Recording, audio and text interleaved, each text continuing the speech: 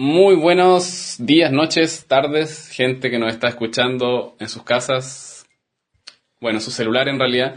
Estamos aquí en una nueva transmisión. Yo soy Nicolás. Jorge, por acá. Agustín. Así que estamos muy felices de estar en este tercer capítulo, transmisión, episodio de este podcast, donde hablamos de arte, hablamos de filosofía, hablamos de periodismo, hablamos de lo que somos en realidad nosotros, pero también podemos hablar de otras cosas, ¿cachai? ¿Quién sabe? Quizá algún día hablemos de fútbol, puede ser que también hablemos de drogas, también podemos hablar de muchas cosas en realidad. La verdad, no, aquí no nos limitamos con nada, pero por ahora nos vamos a centrar en lo que nos gusta, que es el arte.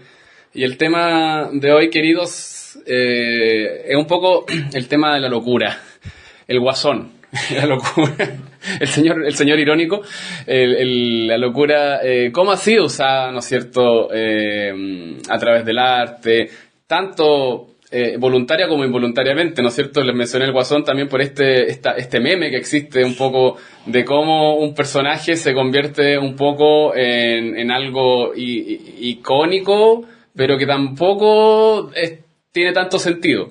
Entonces vamos a revisar un poco sobre estos ejemplos en la historia, sobre personajes apasionados, que en su momento no han sido como comprendidos, pero también uno piensa en el día de hoy, un Van Gogh, por ejemplo, ¿cómo sería tomado?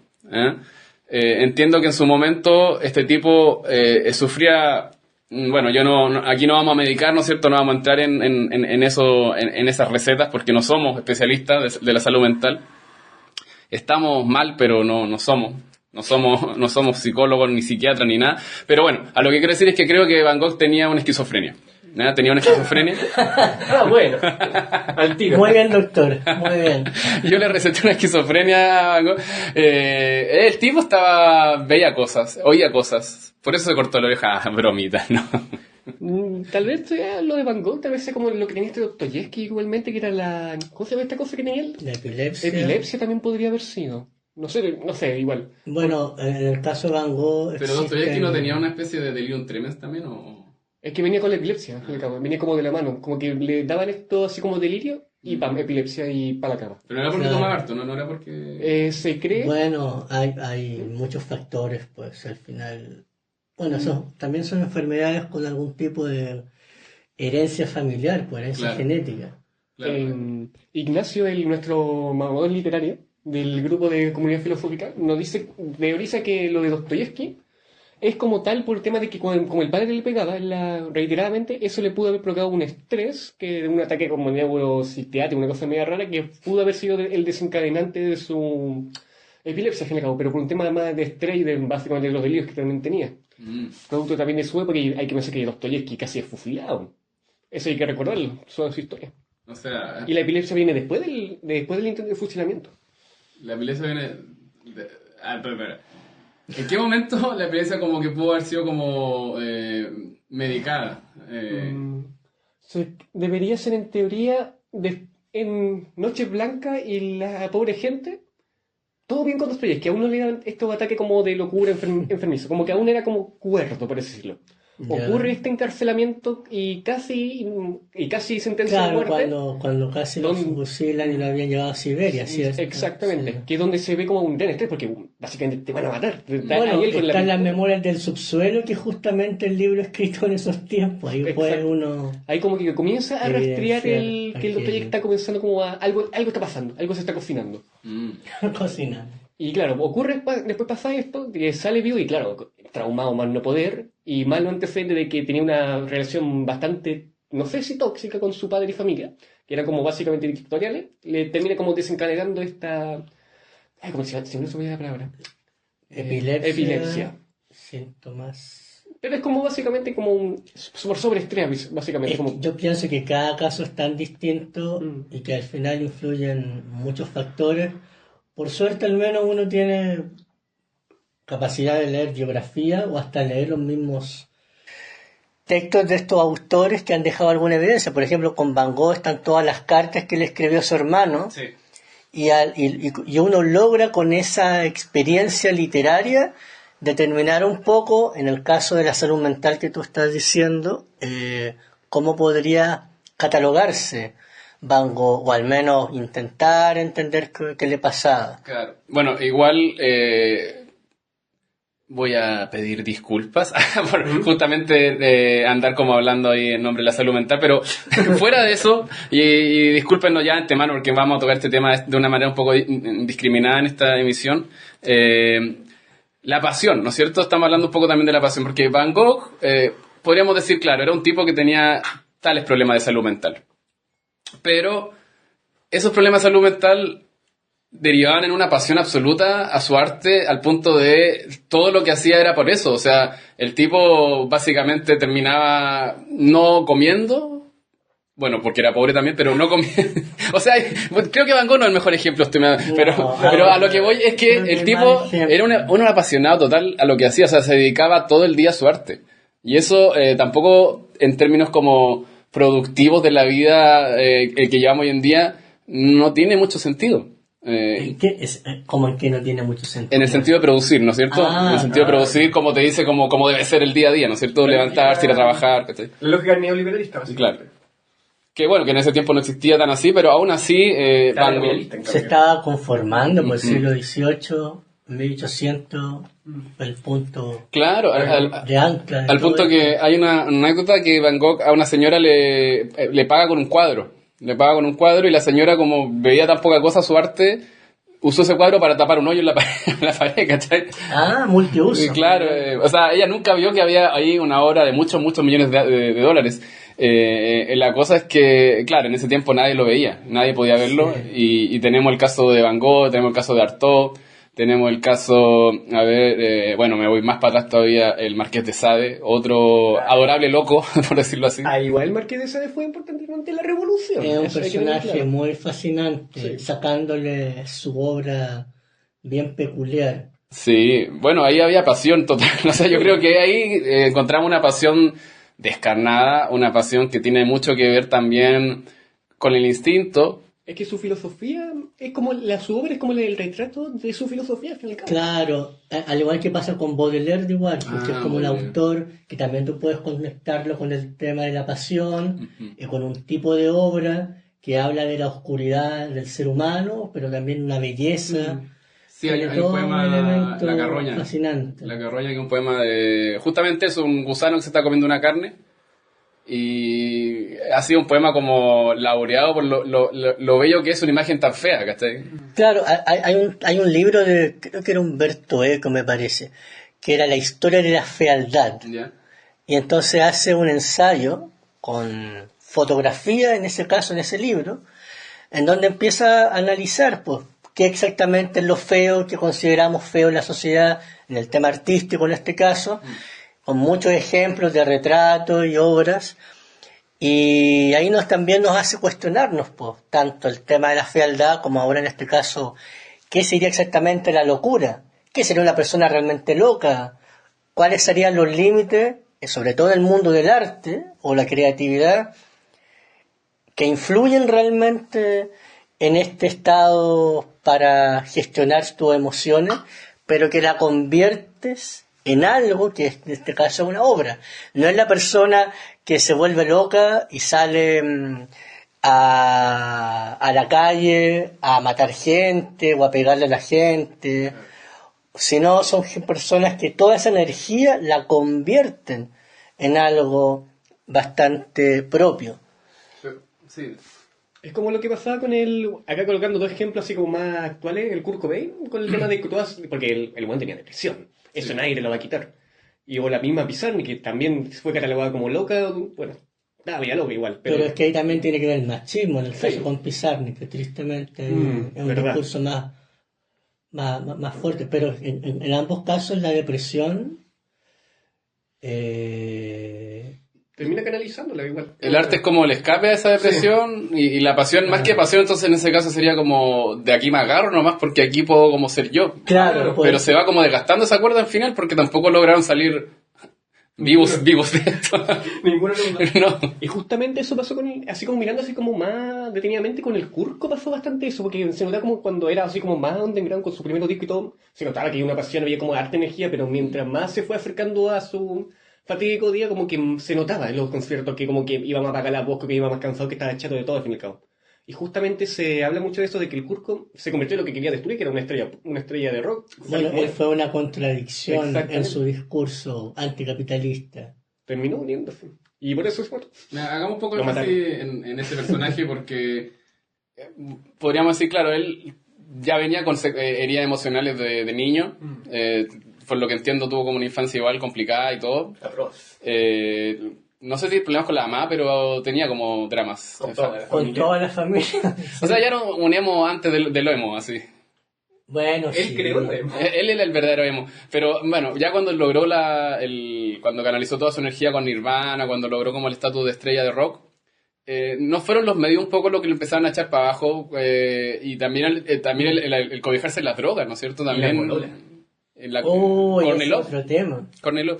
O sea, claro, las malas juntas y la prensa. La prensa, yo siento igual que la prensa agotó a Kurt Cobain. O sea, lo criticaron un montón, lo echaron para abajo. O sea, igual la presión mediática que él debe haber sentido en un momento fue como para bajonearse mucho más de lo que ya estaba. Exactamente. No, si la prensa norteamericana en tema de espectáculos, eso te comen vivo, sí. Piensa en los memes de los paparazzi y toda esa onda que, claro, ahora no se ve tanto, pero en su tiempo, en los 90, en los 2000, eso eran unos verdaderos asesinos en el fondo. Es lo que, por ejemplo, también se le puede conectar con lo que estás comentando, Agustín, que fue con el caso de Amy Winehouse, que también fue una artista que en su época, cuando peor estaba en vida, peor la trataban y se burlaban de ella, le buscaban las peores fotos y alimentó también un grado de autodestrucción, que son personas que son bastante frágiles emocionalmente y que tampoco son capaces de pronto de tener la madurez para vivir la fama que conlleva el que estés 24/7 observándote, pues. Y en estos tiempos actuales con redes sociales, o sea, ¿cómo se comportaría Kurt Cobain? Porque si por redes sociales le estuvieran mandando todos los tiempos mensajes, los fans, siguiéndolo, creyéndolo un dios de alguna forma de la música, y otros casos que actualmente existen igual, pues. Yo creo que no tendría redes sociales, sinceramente, el Kurko. Estaría No en tendría Canadá, ahí en un bosque. O sea, claro, tendría que ser la típica, la página oficial de Nirvana, pero él ni se metería en el fondo. Porque siempre ha sido, el Kurko siempre ha sido así con los medios, no quería meterse ahí, está en su onda. Y ¿cómo se llama el baterista que al final fue el último que sobrevivió? Dave Grohl. Dave Brown, yo creo que sí que es la misma onda al fin y al cabo. La misma onda. Bueno, él se ha mantenido bastante activo musicalmente. Es que por ahí justamente eso, como que él no entendió que lo que estaba haciendo igual era un trabajo. Porque Dave Grohl creo que entendió que esto es ser una estrella de rock y todo el huevo es un trabajo, porque él hace esa pega, él llena conciertos, entrega energía en sus canciones. A mí no me gusta personalmente Foo Fighters, pero igual encuentro que tiene canciones buenas y todo, pero lo que veo es que mantuvo una carrera desde que terminó Nirvana hasta el día de hoy. Sí. Bueno, ahora supimos que hace poco funaron también a Dave Grohl porque tiene una hija fuera del matrimonio y todo eso. Punto aparte. La cosa es que, como que a eso voy, ¿cachai? Como que hay gente que, muy apasionada, que no concibe trabajar en su arte como un trabajo en sí. O sea, claro, se esfuerzan, lo hacen y todo porque les gusta, pero después de todo el tema que viene, que es promocionarse, ir de gira a lugares donde por ahí no quiere, creo que eso lo va mermando, agotando y mandándolo a la mierda, y si más encima tiene ya una depresión o ciertos problemas de salud mental, la pasión no es suficiente para agarrarse. Entonces yo siento que hay gente que está como más determinada a entender que el arte es un trabajo más. Y otras personas que simplemente dicen, no, esto no puede ser un trabajo para mí, esto es mi forma de vivir la... Sí. De alguna manera quien empieza todo ese modelo y fenómeno hasta cierto punto es con Andy Warhol y el pop art. Yeah. En ese momento artístico de mediados del siglo pasado en Estados Unidos, el movimiento del pop art empieza a generar de pronto esta idea de convertir a la estrella de Hollywood en algo mucho más preciado, de cierta forma, como un estado, como, bueno, antes ya existían como fenómenos, me refiero, de tipo las estrellas de Hollywood en el tema Tipo del Elvis. cine. ¿Ah? Tipo Elvis igual podría ser, ¿no? Elvis también. Claro, Elvis quizás podría ser uno de los primeros. Es que con Elvis igual es un tema bien Sí. cuático. La vida de él fue súper dura igual, pues. Es que lo que pasa es que, bueno, Hay- evidentemente hay Hay figuras... también pues, muchas cosas. Evidentemente hay figuras que históricamente han levantado polvo en la sociedad, ¿no es cierto? Sí. Han generado, de repente no se lo esperan, pero generan algo. Y ahí, como te digo, entra la maquinaria, yo creo que, bueno, de la prensa. Hablemos un poco de cómo la prensa a veces puede llegar a joder todo, ¿cachai? En el caso de Kurt Cobain, yo creo que fue un detonante, obviamente no fueron los causantes que se pegara el escopetazo, si es que lo hizo, no lo sé. Lo mataron. Pero por lo menos en muchos casos en el de Amy Winehouse, ahora también pienso ¿cómo se llama esta niña rubia que canta? Taylor Swift. Que es como todo lo contrario, pues como todo lo contrario de Amy Winehouse, es como la mujer perfecta, mujer fuerte, mujer empoderada, pero no puede dejar ni un segundo de serlo. Y se tiene que mostrar así porque si no la prensa se la come viva, entonces también tiene que estar en un constante estado de ataque, o sea, como de defensa. Siento que la prensa también como que no valora la pasión. Y si la agarra gestos de pasión en artistas es para ridiculizar o para exacerbar alguna cosa que le parece como extraña dentro del cotidiano. Y es que yo siento que ahí está conectado porque quizás como a nivel de sociedad estamos como obsesionados en buscar de pronto los defectos pues, y los errores, como que eso es lo que vende en el Que caso es lo comunicacional. que- Pues. Es justamente lo que vende, porque si uno... El accidente, la muerte, el error, el chascarro. Exactamente. Porque sucede mucho que, bueno, la prensa vive del chascarro de los errores, como tú dices, porque lamentablemente a la sociedad le encanta ver a la gente caer, le encanta por envidia, entonces como que pasan estas cosas como va a vender, y como saben que venden, lo siguen promocionando y no hacen nada. Viven del desastre ajeno, como dice la canción de 31 minutos. La farándula Ah. siempre se ha basado en eso, en los cagüines, así como, no, que este se metió con este, porque a la gente le encanta el chisme, le encanta esa toxicidad que existe, porque al fin y al cabo no le afecta a ellos directamente, le afecta a otras personas, pero Claro, son ese personas. es el juego. Es pues. el tema. Y claro, en la prensa, como lo que pasó con Lady Di, que la terminan acosando y todo, Hoy, claro, ahí está el tema. la prensa, una concha de su madre. Es que la prensa británica siempre han dicho que era como ha sido de las peores. La prensa anglosajona, yo Anglosajona. gustaría. Ya. Y aquí tenemos esa herencia, pues, de prensa anglosajona, digamos, ¿no? No, pues, nosotros somos en Latinoamérica, y sea en Chile, la prensa como tal viene por los movimientos revolucionarios, viene más como la francesa, por así decirlo, porque la prensa española no salió hasta... ¿Y cuál sería como la diferencia entre la prensa francesa y la anglosajona? La anglosajona, Sí, que sea por así como- decirlo, es como más última noticia, es como lo último. Y solo raspa el... Breaking arriba. news. Breaking news. Ah, ya. Siempre, como la última noticia, esto, pam, pam. Mientras que la prensa francesa, aunque tiene esta última noticia, aborda un poco más los temas, como que investiga, como que se mete y trata de ser como un poco más amplia en su aspecto. No te diga como, pasó esto. ¿Y qué? Eso. La prensa francesa es como, ya, ¿qué pasó? ¿Esto? ¿Por esto? Saca tú la conclusión. Ah, ya. Y eso pasa que muchos periódicos antes de dictadura eran bien franceses para la cosa. Mm. Y justamente fue durante el boom del periodismo antes de dictadura que teníamos ese modelo. Y claro, ocurre dictadura, se va todo el carajo y no...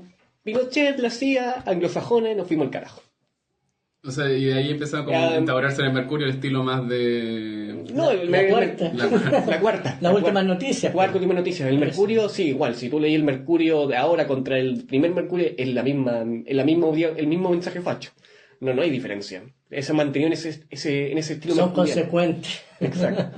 Porque claro, el Mercurio, a diferencia como de las últimas noticias o la cuarta, no es para el público popular, para el pueblo, no es para la clase oligárquica chilena y los políticos. Entonces el mensaje y los temas que tratan no le importa al chileno promedio. ¿Qué le importa al chileno promedio? Que no, que la importación en China subieron un 2%. Sí, eso siempre me llamó la atención que el Mercurio, siendo un periódico tan grueso, digamos, tuviese tanto tiraje y en realidad es tan fome. Es fome leer el Mercurio. Exactamente. Son noticias, muchas de política, pero la típica política partidista de derecha, izquierda. De derecha, De directamente. derecha más que nada también. De derecha. Y mucho economía, me acuerdo. El Mercurio, mucha economía. Sí, sí. Entonces, claro, está ligado para un público que son, no sé, los magnates de Chile. Exactamente, y la clase política. Pero tenía suplementos culturales bien buenos, pues de ahí salió zona cero. Zona de contacto. Sí. Pero porque Exacto. esta misma clase política es la que se puede dar el lujo de concebir cultura. Es el día de hoy porque el Mercurio también apuesta tanto a cultura.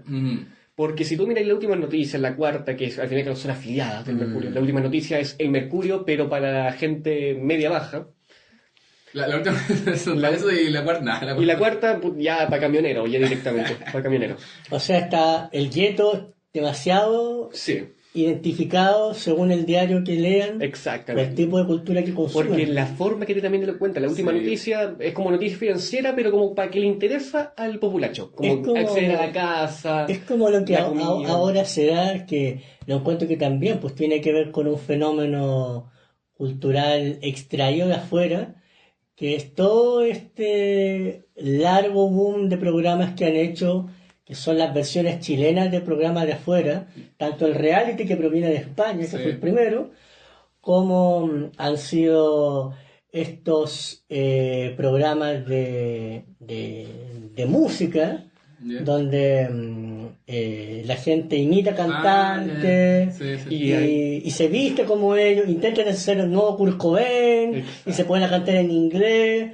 pero siempre jugando a imitarse. Es anglosajón. Y o lo otro que tiene que ver con estos programas de cocinas, pues como el Chef, Masterchef. Top Masterchef. Chef, que es lo mismo. O sea, es como que la pregunta que uno se hace, ¿dónde está Nuestra lo identidad? que quedaría el chileno No en, hay, en este no. estado de industria cultural masiva? No hay de Masterchef, es gringo, de rojo es The Voice, pero Claro, chileno. Es la rojo. misma historia. El Gran Hermano, puta, es argentino, pero eso se le copiaron al libro A de España. 1984 que es No, anglosajón. pero viene de España. No, de hecho Primero, creo que viene ¿le copia a quién? de Australia, no sé, viene de algún lado. Sí, pero es la misma lógica que el 1984 de Orwell, pero sacada comercial. Claro, si tú dices como la extrapolación Es literaria. como la más, así como vamos rescatando el origen del origen, básicamente. Y nos damos Sí. cuenta que toda la industria cultural que tenemos en Chile termina en Reino Unido o Estados Unidos. Y eso es interesante porque hace un par de tiempo atrás me acuerdo haber escuchado un podcast que hablaban de la nostalgia cultural que los chilenos tenían en relación con otras culturas. Y decían, bueno, se extraña realmente la música de los 90, los 80, y la mayoría de la gente ahí se planteaban en ese estudio de que más que plantearse el extrañar la música chilena de los 80 y 90, es la música de afuera de los 80 y los 90. Ah, ni siquiera la Entonces, como que no tenemos todavía quizá una verdadera nostalgia, Sí, pues. porque una nostalgia extrapolada, dado que en Chile, y ahí se planteaba, me acuerdo en esa conversación, en Chile está toda esta tendencia siempre de ir hacia adelante, adelante. Es Hacia como el mismo. botar un terreno para construir un edificio y después construir otra cosa, Ya. pero el valorar el recuerdo, el valorar el patrimonio, que algo que ahora hace un par de décadas recién has empezado a intentar poner en boga con el Día del Patrimonio o el Mes del Patrimonio, Sí. pero hay también un reflejo de cómo hay una distancia que la gente en general tiene con su propia cultura y en este caso, ¿cuáles serían, hablando y volviendo con el tema de la pasión y el arte, en Chile, quiénes serían ustedes los representativos de esa locura o pasión? Pues? Para mí, bueno, creo que los icónicos son Violeta Parra. Violeta Parra creo que fue víctima de su propia pasión. Sí. Una persona que era, bueno, Fue reconocida, tuvo buena trayectoria. claro. Entonces, Pero amaba muy, muy intensamente, creo que ese fue su tema, amar así a un punto que se voló la cabeza porque no pudo resistir un... no sé, se había matado con agujas, si no me equivoco. ¿No? ¿Aguja? No, se való la cabeza. ¿Fue de cabeza? Sí. Pero- me enseñaron mal. Pero ¿cómo aguja? ¿Cómo te maté con ¿Cómo aguja? se metió una aguja en el cuello? ¿Cómo explicarles? Como agarré la aguja, Yeah. a la Te vena, pincháis. te pincháis y así. Uf, Pincharse con aguja. Sí. igual... Y por el sangre. Bueno, habría que comprobarlo, pero de lo que yo me acuerdo se había dado un balazo, Sí. literalmente. Tal vez porque no quise... Claro, el texto escolar, entonces no tenía que colgar, se pegó un balazo. Entonces voy a revisar. Bueno, verifique su fuente. Tenemos a Violeta Parra y creo que Jorge González. Creo que para mí son los dos como figuras fuertes ligadas al arte, obviamente a la música, pero ligadas al arte que tienen como una pasión desbordada y que le ha causado también consecuencias. Pues, bueno, en el caso de Violeta Parra murió, pero el caso de Jorge González también fue el acoso de la prensa, porque este fue un tipo que no ha muerto, pero este fue un tipo que ha... Pero está funado. Pero está casi muerto. No ha muerto Jorge González, pero... ¿cómo se llama esto? En su tiempo el loco vivía en contradicción, ¿no es cierto? Le preguntaban tal cosa y él un poco siempre con este sentido de ironía. Bueno, sí, pues era un personaje, pues también. Es que el problema de Jorge González cuando comenzó su decadencia fue cuando se le terminó la dictadura. Hay gente que ha planteado eso igual que lo he escuchado. Pero ahí vino el corazón, o sea, vino su mejor disco fue ahí, justamente. Sí, pero lo escribió, seguramente lo escribió antes de que termine la dictadura y termina la dictadura y es como, a ver, los prisioneros son un grupo político, al cabo, que surgió por darle voz a esta gente que estaba oprimida durante la dictadura y toda esta onda. Y bueno, termina la dictadura y te pasaste al otro bando en la banda comercial. Que es justamente lo que no quería que caer. Y le pasó lo mismo que Nirvana, que es, no quieren ser comerciales, pero terminaron ser comerciales y de ahí, si lo piensas, la caída de Jorge González fue en picada. Es que yo creo que justamente pasa lo mismo, nuevamente la prensa jugando ahí, generando como estos ídolos, porque claro, en su momento los prisioneros y en específico Jorge González era como el personaje que representaba el sentir, ¿no? No era necesariamente un revolucionario ni un tipo que decía muerte a Pinochet así directamente, pero era alguien que venía, ¿no es cierto?, de una comuna pobre y había logrado notoriedad, entonces mucha gente se reflejaba con eso. Al llegar a los 90, él aparece con un disco solista que vino súper mega producido, que fue su primer disco, y él mismo no se sentía cómodo en esa situación en la que se puso.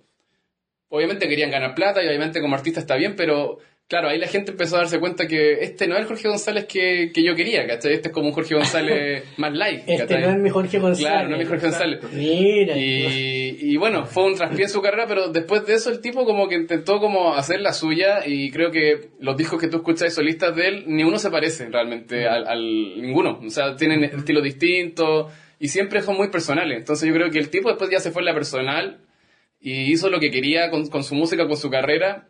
Y ahí yo creo que ya tiene que ver ya con su pasión y no le importaba si había que sacrificar como más ventas de discos. De hecho, el segundo disco que sacó, que se llama El futuro se fue, no vendió nada, no vendió absolutamente nada. Fue un suicidio comercial. El futuro se fue. El mismo dijo, El futuro se fue. Predijo claro. ese disco. Y después, bueno, también hay mucha historia de que el tipo también embalado con la droga. Hay una entrevista, una autoentrevista que él se hace, no sé si la han visto en YouTube. No he visto la autoentrevista. Una autoentrevista que cuando vivía en Berlín. Entonces él se hace una autoentrevista, ¿cachai? Se graba y se habla. Y los ojos, tiene un ojo así de piure, así como que o durmió muy poco o no, otra cosa. Que durmió poco. Claro. En Berlín no se duerme mucho. Yo quiero pensar que durmió muy poco, pero ahí se veía y también el desplante que tiene, entonces como que uno dice, bueno, algo está pasando con este tipo y bueno, después llegamos a lo que le pasó, pues al accidente cerebrovascular que lo dejó como está actualmente. Sí. Pero ¿y actualmente hay alguien que ustedes conozcan o crean que pueda representar esa pasión y locura creativa o artística en la cultura chileno-latinoamericana del fin del mundo? Yo de igual te nombré estos personajes porque son como reconocidos, pero está Rodrigo Lira también, un poeta. Igual hablamos de alguien del siglo XX. Yo les preguntaba en estos tiempos actuales. Que aún se mantienen ahí fieles a su estética, por así decirlo. Pero ¿qué pasión tienen los bunkers? ¿Ah? ¿Qué pasión tienen? La plata. O sea, México, le encanta México. ¿A quién no? Claro, no sé qué. ¿Mon Laferte puede ser? Sí, hace poco un premio. Yo creo que tiene más pasión los fans de Mon Laferte que ella misma, así como que ellos como que tienen la pasión así. Es que igual el primer disco de Mon Laferte, más que sentirse chileno, se siente como lo típico como el despecho de amor, básicamente. Sí. Ya. El primer disco es un disco de despecho de amor y puta que está bueno, no te lo voy a negar. El dolor es un gran catalizador, pues. Pero no es así como no es como una identidad full chilena, es como una identidad más latinoamericana al fin y al cabo. Con eso como ritmos así como bien movidos, pero a la media con letras súper trágicas y dolor, pero como que la novela baila es como medio mexicano en ese sentido. Pero es como algo transversal en Latinoamérica al fin y al cabo. Claro, es que por eso les preguntaba y les comentaba, porque cuando uno ya empieza como a acercarse a la actualidad, ya tendríamos que hablar del reggaetón y todos sus derivados, de personajes que representan hasta cierto punto este estado de pasión, porque al menos en teoría uno cree intuir que son personas que le encanta el mundo musical en el cual ellos están viviendo y son en el fondo las y los cantantes que están más de moda en estos tiempos, o sea, son los que más venden virtualmente hablando, porque yo ya no sé actualmente si en este país se consume reggaetón. Los discos ya se consumen como el físico del disco. No, ya no. el Spotify, YouTube, todo. Ahora es pura digitalidad, pues. Igual hay un fetichismo, de repente sacan vinilo, cosas así. Pero no es como un fetichismo, vamos a comprar el último disco que es el que habla de reggaetón. No, es como vamos a comprar un disco de Cure, de los Bunkers, como así como de otra generación directamente. Mira, así como de esta generación, me gustaría como indicar alguno aquí en Chile, porque... No, pero de los reggaetoneros y de toda esa onda, porque yo siento que están muy bien integrados. O sea, de los que he visto, así, a ver, Pablo Chile, ¿cuál otro? El Polima Westcott, John Sister. Como que siento que todos están muy bien integrados a la mecánica de redes sociales, de negocios. Claro. Entonces, su música, por ahí es bueno algún tema, por ahí vacilo algún tema y todo, pero siento que no hay pasión, así como que no hay una voz. Quizás Pablo Chile tiene algo, porque viene de las poblaciones bajas y todo el tema, pero igual yo lo encuentro tan bien integrado como a la mecánica que siento que le pasa por encima cuando lo critica la prensa, cosas así, como que él no le hace nada, es como que su pasión la tiene como bien controlada, siento yo. Es que la gente que ve esas cosas no lee prensa, ahí está el truco. También porque las juventudes de hoy en día, que son las que consumen este tipo de artistas, no leen diario, y los chavos rucos que quieren ser de la onda. Si quieren ser de la onda, entonces no se meten en eso, porque lamentablemente la prensa chilena ha ido bajando su alcance el consumo de prensa, así como del pueblo raso, por así decirlo, se ha definido en básicamente la notificación que te sale en el celular. Ni siquiera la noticia se meten. Entonces como que no hay una cultura, básicamente se está perdiendo esa cultura incluso de la información. Y claro, ahora esto es como los medios, para tratar a los públicos, como que te meten así como el artista reggaetón le pasó esto. Y claro, ligan al joven, ahí uno se ve acá por Instagram, en la publicidad de la sección de culto de La Tercera, y hablan del reggaetón de para intentar vender. Pero es lo mínimo, es lo mínimo. Cosas. Porque Marcianeque puede ser, no, tampoco. Lo que pasa es que ese es el punto, ¿ver? Como que, claro, si hablamos de artistas chilenos, pero de ahora, claro, que estén como ahora. Sí. Alex Anguante, el jefe, pero ellos como de la onda 2010, así como de la nuevo. Pero igual no veo como la pasión desbordada, así como que el artista un poco atormentado, o un poco como. ¿Tú quieres verlo como llorando mientras estás cantando? Sí, o que igual su carrera como que tenga picos de locura, como Charly García, si de repente que se tira un. Pero es que 11º piso, ¿cachai? Una cosa así. Si comparamos los dioses, puta, es complicado. Charly García. Entonces, claro. Pienso que ahí tenemos locura. Ahí tenemos locura. Charly García, alguien que nunca dio una entrevista en serio. O sea, creo que solamente en sus primeros años, así cuando está en Sui Generis, habrá dado alguna entrevista así real, pero después dio pura ironía, nunca respondía. Es que era genial, es que era un gran personaje, pues hasta el momento ha sido un personaje. Claro. Súper bueno. Claro, ahí tenía una locura. Y también hay que pensar, esa forma que tiene Charly García se entiende desde el personaje que él crea nomás, porque si no fuese así... Y bueno, porque también hizo buena música. Si quizás hiciera una música ahí nomás, lo diríamos como el loquito nomás que está tirando palo en el centro. Así. Bueno, Diógenes fue el inicio de un loquito en el centro y después ahora mire cómo lo tenemos ahora impuesto en la sociedad. Imagínate. Bueno, sí, Diógenes es como un buen ejemplo. Bueno, ese es un personaje también ilustre. Charly García también. Charly García, Luca Prodan, que es el de Sumo, el cantante de Sumo. Oh, ese también fue un gran personaje, pues. Personaje loco, así que raya en la locura y que les gusta también y que siento que también otra cosa que tiene que es como media adictiva, su locura. Cerati igual podría ser.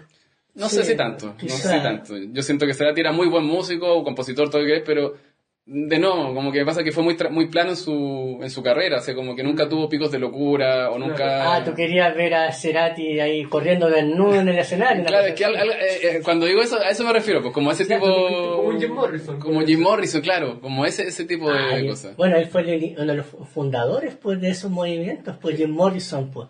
Se dice que Jim Morrison fue el primer artista que se tiró al escenario mientras estaba tocando en vivo, pues, con su banda. Entonces, como el creador del... ¿Cómo se llama esto? El surfing. Claro, pues fue el creador de todos esos momentos que después los punk lo convirtieron en ya caos absoluto. Ahí Sí. se orinaban, se cagaban en el escenario, rompían guitarras. Claro. Pero el problema es que después de eso ya no tienen nada más que hacer, pues. ¿Qué te queda? Pink Floyd con los grandes escenarios arquitectónicos de imágenes. El punk lo que lo llevó al extremo fue con la o figura la- de o las Gigi, coreografías, por último. fue con la figura de Gigi Allen, Gigi Allen, que fue un punky de los 80, 90, sí. Y el tipo lo que hacía era salir desnudo al escenario, se hacía caca, tiraba la caca al público, le pegaba a la gente Es en lo el que te público, decía, pues, ¿cachai? como esos extremos. Este nivel de espectáculo como desbordado, así como de vamos a dejar el infierno acá. Pero es interesante que justamente cuando hablamos de locura en el tema del arte termina siendo como performance, Sí. que se terminan encontrando y se pueden como hasta justificar diciendo, bueno, es que es artista, así que él se puede sacar la ropa en el escenario, no importa. Y artista Se puede, está loco. se puede pintar la cara porque es un concepto, Exacto. jugando de forma bastante superficial, por supuesto, con el concepto de la performance, pero todos esos movimientos performáticos ya son dados durante el siglo XX. Pues, el dadaísmo termina siendo el primer movimiento artístico que empieza a jugar con esto del escenario y la imagen del artista y crear un personaje, surrealismo después también. Sí. Y eso que después se traspasa ahora al mundo musical, cultural que conversamos, como en el fondo, en el caso, para cerrar nomás esta breve idea, en el medio del reggaetón, hay que tener una estética también para ser parte de ese mundo. Un tipo de tatuaje, un tipo de peinado, un tipo de pose, un tipo de adorno, un tipo de maquillaje visual para calzar en ese universo y jugar con el estado en el cual ahora se están dando las cosas. Yo creo que cada tanto igual sale un bicho raro, ¿no? Cada tanto aparece como un personaje que rompe un poco el esquema.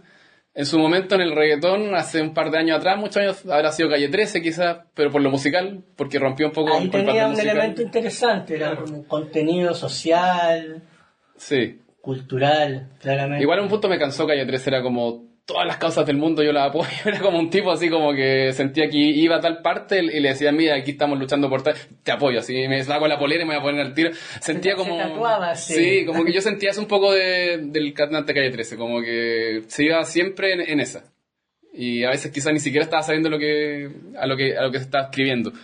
Y actualmente, mira, no siento que sea un loco ni nada, pero siento que hay un músico argentino que se llama Dillom. Ya. Dillom, que hace como trap, pero hace un trap raro. Entonces como que de repente siempre hay alguien que la pega dentro de su rareza y que logra como brillar un poquito más que el resto por esta misma diferencia que se genera. Pero locura no veo más. Y también porque quizás estamos en un momento donde si vemos un tipo haciendo un loco, haciendo una locura en el escenario, igual quizás no tendríamos como la misma reacción que en otros años hemos tenido. Quizás ahora estaríamos como, oye, ¿qué le pasa? ¿Estará bien? Vamos allá a los psicólogos, ¿cachai? Le pasa como apoyo emocional.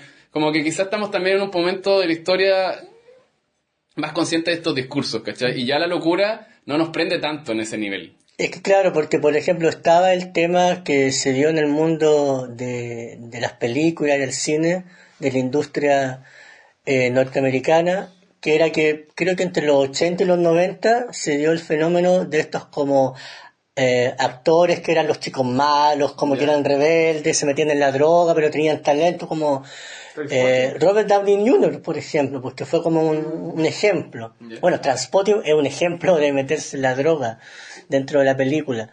No estoy seguro si es de esos actores alguno era realmente adicto a la heroína, como aparentaban. Pero en el caso, o como Marlon Brando igual, porque fue un actor que jugaba con el ser el chico malo y era rebelde, y era como medio loco y excéntrico, y se justificaba.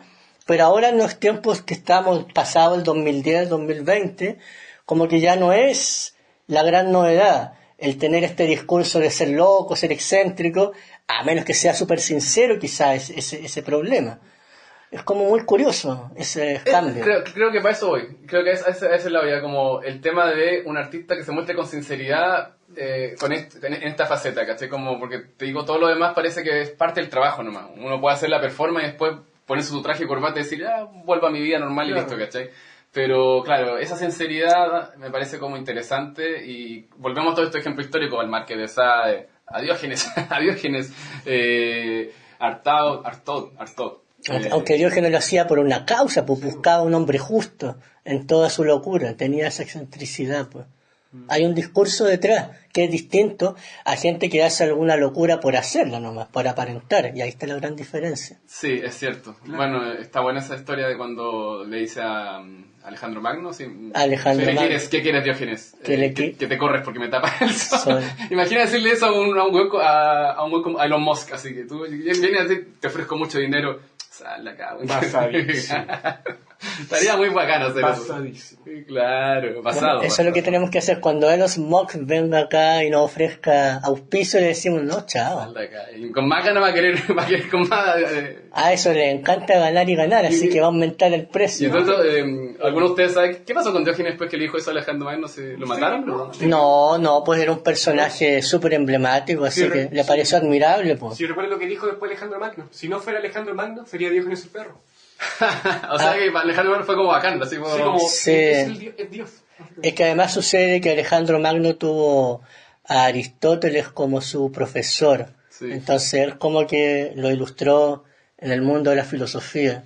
Entonces está como esa tradición de que él quiso durante su corta vida mostrar en el fondo y expandir la cultura griega, pues, que lo logró. Lo helénico. Que la filosofía helénica. ¿Tuvo Aristóteles y tuvo otro más o no? ¿En qué De sentido? maestro así... Aristóteles.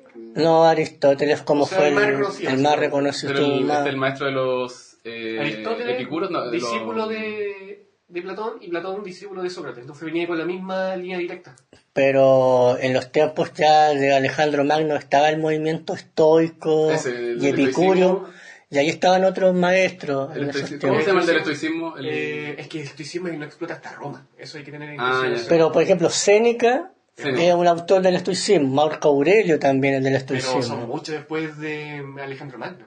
Pero no se conservan tantos autores como escritos. Pero Hay Séneca muchos- fue una especie de maestro esclavo, ¿no es cierto? Porque él... No, estaba al servicio de un- ese fue otro, ese fue Epícteto. Epícteto. Epícteto fue un maestro esclavo. No, Séneca fue un gobernante, por lo que me acuerdo, pero fue un autor súper conocido, al menos en su tiempo.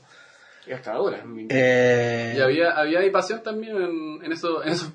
Bueno, sí, en ese mito de la filosofía... Lo que pasa es que la Sócrates, filosofía estoica convierte el planteamiento filosófico a el tema de tratar la ética, el cuerpo y una relación con el mundo. ¿no? Por lo tanto, hay una pasión hacia quizá una realidad más material o a enfrentarnos a la realidad material.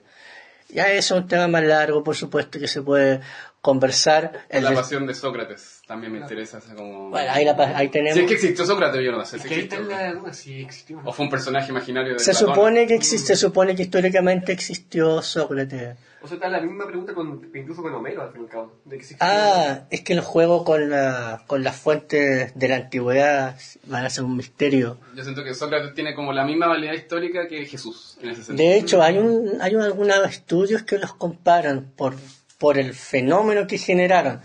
Y aceptar la muerte de esa manera. Y de hecho es como se supone que si Sócrates no hubiera muerto por la filosofía no habría logrado tener ese espacio en la cultura que se logró tener por la influencia. De decir, el saber puede ser tan valioso que doy la vida por esta experiencia. Como después pasaron en los tiempos del inicio del cristianismo, la gente que los quemaban por sus creencias, y así seguimos sumando. En cada época han habido personas que han manifestado pasión, sea desde el plano artístico, o desde la ciencia, o desde el Por otro lado, arte. también estaba Giordano Bruno, el que lo mataron en la Edad Media justamente por sus creencias. Claro, ese fue un pensador del Renacimiento, finales de la Edad Media. Creo que también ahí está la pasión, ¿verdad? Cuando uno justamente se la juega al total. Juana de Arco. Juana de Arco. Uy, no, es súper... Juana de Arco sí. La película la viste, ¿no? Sí. Esa de Juana de Arco, la de antigua. Dreyer. La de blanco y negro. Sí, una de las primeras. Sí, Sí. es preciosa Es esa muy película. linda, tiene muchos primeros planos, Pero creo que es un personaje fascinante. Sí. Juana de Arco. Ahí tenemos una locura de otra forma presentada, si quieres como Mediante Dios. conectarlo, pues. Y Juana la Loca. Y Juana la Loca. La Bueno. llamada Juana la Loca. Ahí se cuestiona, pues qué tan loca realmente era, pero... Oye, y bueno, para ir cerrando un poquito, me acordaba justamente tú hablas de los referentes hollywoodenses, los actores, y estos papeles que tú dices que ya no tienen el mismo sentido que le podíamos haber dado en otros momentos, que era como, oh, qué cool, el tipo loco, el tipo edgy, ¿no es cierto? Un arquetipo. Claro. Claro. Ahora quizá ya no tanto, entonces quiero que hable un poquito brevemente del Guasón. Ok, que Yo quede... nunca digo la toalla, porque luego, ¿con qué me seco? Y justamente hablemos del Guasón 2, la película... Porque siento que esa película, a pesar de que le fue mal y todo lo que ya sabemos, creo que lo que buscaba en el fondo el director era desmitificar lo que logró en la primera. Sí. Creo que eso es lo que él quería. Y de hecho lo logró en el fondo. Lo logró bastante así. Lo logró, lo dignificó tanto que la película le fue mal y esa era la intención. La intención es que le fuera mal. Sí. Sí, es interesante como la película, considerando que termina siendo una secuela, desde mi punto de vista es una gran antisecuela, lo que termina logrando el director, directa o indirectamente, si quería lograrlo, sobre todo porque como esa película termina como respondiendo a la primera en muchas perspectivas, te genera un efecto bastante extraño, pero en mi caso personal, al volver a revisitarla, encontré que realmente es una propuesta súper interesante, pero que también aplicada a los tiempos de ahora, que todo es criticable, cuestionable, Sí. y que están, por ejemplo, como los fans de Star Wars, que no les gustan las nuevas películas porque no son según el canon, o la serie y tal. Es como Incluso que... forzada, dicen así. Claro. Sí, pero es como- que lo pone que tienen razón, pues eso es lo más triste. ¿En serio? La tercera película, la última, la del ascenso de Skywalker, eso. Ah, es muy No, buena. si la película no te digo que es buena, pero te digo de que ya se vive en esa cultura Sí. de gente que si no calza con lo que yo espero literalmente de la película o la serie, no me gusta. A eso me refiero. Claro. En este caso, mucha gente fanática del personaje de los cómics, que hasta fueron disfrazados, ver la película, y sus pololas también iban como la Harley Quinn a ver la película, les llevó el balde en la cara y les limpiaron La pintura. la pintura de payaso Claro. al mostrarle de que, oye, parece que la película no hablaba Quedaron de como un payasos. anarquista, destructor de la sociedad, un Porque- genio del crimen, pues. Porque resulta que ahora viendo la primera de nuevo, como que le dais otro ojo sabiendo lo que pasa en la segunda. Como que Teniendo este giro, esta te otra das parte. cuenta que el Arthur Fleck realmente nunca fue un genio criminal y que todo lo que hizo fue por pura cueva. Sí, pues Pura eso wea. y ahí Por te- puro impulso, igual un poco... Impulso Impulso. y suerte. Porque si no, lo pillaban al tiro y está ahí. Sí, Sí, pues. Sí, claro, nunca fue un genio. El Guasón de los cómics, sí, pues era como un tipo que armaba planes, que era siempre como que se salía con la suya de alguna manera. Y este tipo era una especie de personaje que estuvo ahí en el momento, tiró el gatillo, o sea, fue alguien que sacó su ira. Sí. Y la segunda película como que deconstruye todo este monumento que le hicieron. Claro. Y que en el fondo también lo hicimos nosotros como sociedad, a través de los memes y a través de esta idea que tenemos de que el caos viene del Guasón, ¿cachai? Entonces creo que el director igual hizo algo interesante. Quizás por ahí jodió con los ritmos, con los tiempos, pero sí, yo siento que la expectativa que tenía la gente era ver al Pero Guasón que- así ascender, una cosa así. Había gente que yo me acuerdo cuando se estrenó la primera película, escuchando después los comentarios, decían, esta película del Guasón es la premisa a el Guasón De del Nolan. Caballero Oscuro de Nolan. Era como el antecesor prácticamente. ¿Qué está hablando? Y entonces a eso me refiero, como que se crean Bueno, expectativas. po. si Arthur Fleck tiene como 30, 40 años ya para esa película, imagínate cuando tenga recién tuvo Pero es que había American esas Idol, teorías, pues va a ser decían. un viejo de 60 años. O si no, que este Guasón iba a enfrentarse al Batman que ahora había llegado el 2021. Sí. Pero te lo desmintieron al tiro si se filtró la escena del Joker de ese universo y no se parece en nada. Si Pero te das cuenta de eso, pero es interesante como la locura nunca va a dejar de ser un tema que se va a seguir repitiendo, sea en sea en alguna película, en la música, en la literatura también literatura. tenemos personajes también que están Sí. muy conectados con ese ambiente, o en este caso la política, porque Trump volvió al poder Oh, y ahí volvió. tenemos un loco Cagamos. que ha llegado al espacio. Y hablando de eso, para entrar en este último momento, ayer me vi la película El Aprendiz, que es una biografía de Donald Trump, pero cómo él se formó para convertirse en el personaje. Y es fascinante como el tipo, al vivir en un contexto familiar que lo incitaba, según esta narración por supuesto, a ser un ganador y siempre un triunfador, superar a cualquier persona, más un personaje que aparece en la misma película que lo va como apoyando o hasta impulsando, se convierte en el personaje que ahora uno conoce, una persona que niega, que miente, que manipula, que se cree el centro del universo, que tiene todas las respuestas y que también podríamos decir, en un caso psiquiátrico súper fascinante. Pero está buena la película, así en general. No, es muy interesante. Tengo que verla. Es muy buena, muy buena. Sí, igual me interesa ver una película de un personaje que detesto, Porque pero cómo está se bueno. forman esas personas, pues ahí tú tienes el origen, pues que en este caso tenemos el Joker por un lado, tenemos el Donald Trump por otro, un personaje que existe, otro que también existe, solamente que en otros niveles, entonces fascinante por ese punto. Sí, porque ahí eso me pasa con estos políticos de ultraderecha que, bueno, extremistas, pero claro, como que no siento que tengan tan maquinados sus ideas, como que siento que en el fondo son pasión desbordada desde su punto de vista, así como voy a gritar, voy a decir lo que pienso y volvamos que América sea blanca otra vez, ¿cachai? Volvamos los valores que me gustan cuando yo era pequeño, cosas así, ¿cachai? Y como decíamos en el podcast anterior, la gente igual agarra esto porque se agarra de la emoción que le produce. Y ya no hay tanto como pensar en el discurso que me está diciendo este tipo, sino como sentirlo. Y Claro, creo que eso es bastante apasionado. El personaje termina siendo atractivo en el extremo que se juegue al final y en el discurso que actualmente está. Y ahora, con esta variedad de posibilidades actuales, nos enfrentamos con que la gente puede ser convencida por cualquier discurso que sea meramente atractivo porque la persona lo dice de una forma en particular, más que lo que está diciendo. Y bueno, se van a venir las elecciones presidenciales pronto. Va a ganar Matei, se lo dejo por firmado. Cagamos. Vamos a ver. Esto va a quedar grabado, vamos a ver qué pasa. Se viene ahí, se viene. Hay que rezar, hermano. Bueno, gente, entonces el Joker sabemos que ya no es... igual ojalá que ya dejen de usar tanto al Joker, porque Batman tiene muchos enemigos. Me parece que el Joker es el único que lo ubican. O sea, ahora está el Pingüino, también está dando como una serie. Estuvo muy buena. Ahí también tenemos otro personaje. Sí. Sacan el espantapájaro más seguido. ¿Cuál es ese? ni me acuerdo cuál es. El que ufre lo que hace del mío. El de la Claro, película. es un psiquiatra que ocupa el miedo para manipular y controlar a la gente. Porque ahí se salta en el Long Halloween. Ah, pero ya, está en el Long Halloween, ahora que lo pienso. Escuela de Reeves.